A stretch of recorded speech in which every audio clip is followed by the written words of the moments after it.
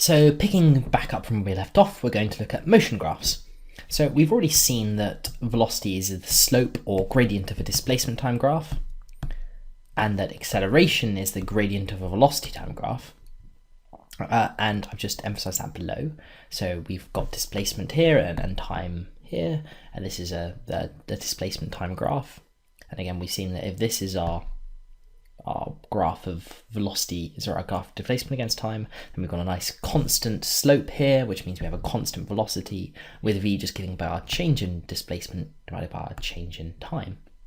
And that calculates our velocity, which will be a constant because this slope is constant.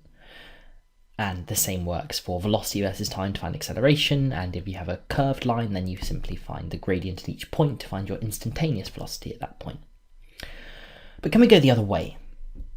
As to say, could we start with a velocity time graph or an acceleration time graph and find either displacement or displacement or velocity? And the answer is yes, we can.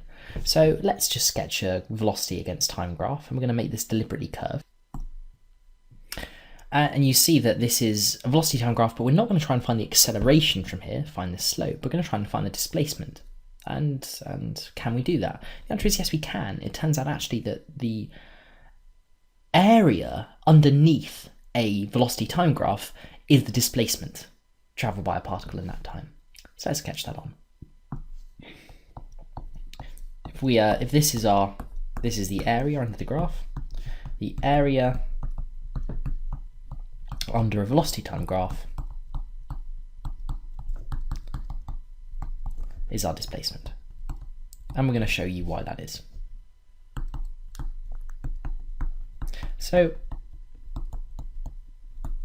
let's focus in on a really small section. I'm just going to remove these lines here. Let's focus in on a really small section here. We're going to take a minute slice, we'll call that delta or something, or something that whatever you'd like, just to show that this is a very small slice we're taking there. It's a normal thing in maths to do.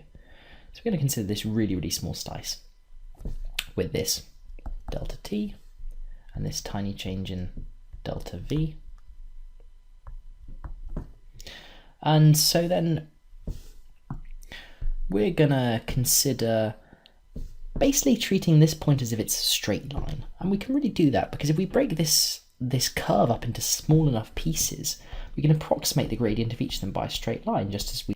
Hey guys, to continue watching this video and unlock hundreds of other super concise and exam board specific A-level physics videos, just click the Snap Revise smiley face. Join me today, and together let's make A-level physics a walk in the park.